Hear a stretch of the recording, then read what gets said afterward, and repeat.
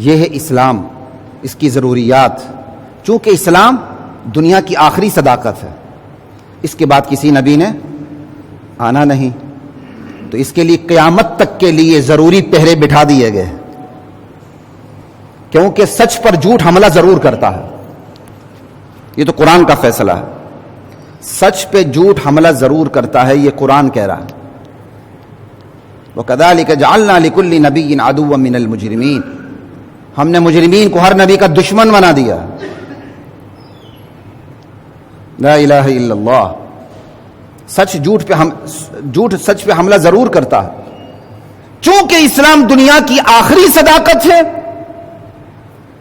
اس لیے اس کے گرد سارے پہرے بٹھا دیے گئے ہیں کہ اس کی صداقت تا قیامت مٹنے نہ پائے.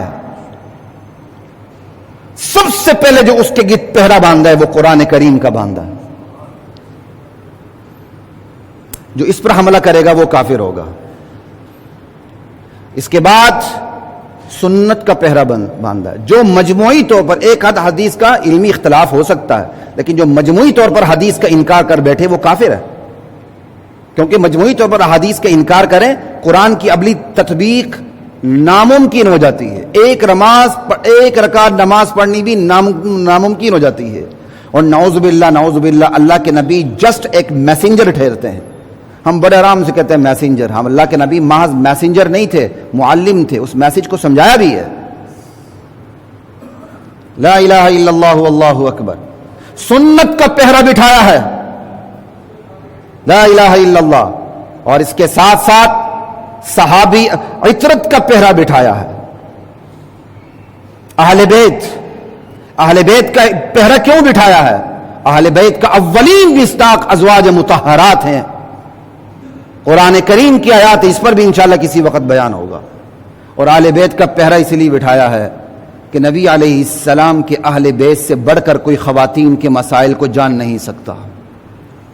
میاں بیوی کے رشتے میں جو خواتین کے مسائل پیدا ہوتے ہیں وہ عام بندہ نہیں سمجھ سکتا.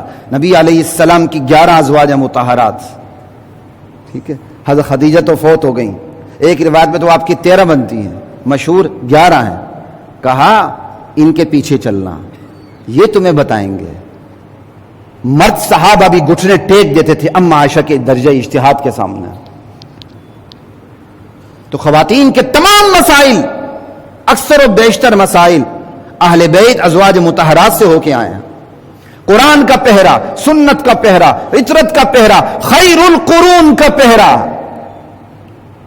یہ بہترین زمانے ہیں جس میں اسلام کا غلبہ رہے گا، سچ کا غلبہ رہے گا، صحابہ کا، تابعین کا، تبع تابعین کا. نبوت کا تو ہے ہی ہے، لا الہ الا اللہ. سچ کا غلبہ رہے گا. یہ پہرے بٹھا دیے. اور ان پہروں میں جو پہرے بٹھا دیے، سب سے بڑا اصول کون سا ہے؟ قرآن کا ہے. سنت بھی قرآن کی روشنی میں، اہل بیت بھی قرآن کی روشنی میں. کیونکہ اگر اہل بیت کا کوئی فرد اسلام سے نکل جاتا ہے تو اس کی کوئی قدر و قیمت نہیں ہوگی. کیونکہ اللہ کے ہاں نسل نہیں چلتی، تقوی چلتا ہے. خون نہیں چلتا، عقیدہ چلتا ہے. پھر اللہ کے نبی نے اس دنیا سے جانے سے پہلے، رخصت ہونے سے پہلے فتنے بھی بتا دیے، فتنوں کا علاج بھی بتا دیا. کہا فتنے آئیں گے، علیکم بسنتی وسنت الخلفاء الراشدین المہدیین. میری سنت اور خلفاء راشدین کی سنت کو طریقے سے پکڑے رہنا. ان کے طریقے کو بھی سنت کہا، اپنے طریقے کو بھی سنت کہا. عضوا علیہا بالنواجذ، دانتوں سے مضبوطی سے پکڑے رکھنا. فتنے آئیں گے لیکن میرے ان صحابہ کو چھوڑنا مت، گمراہ نہیں ہوگے.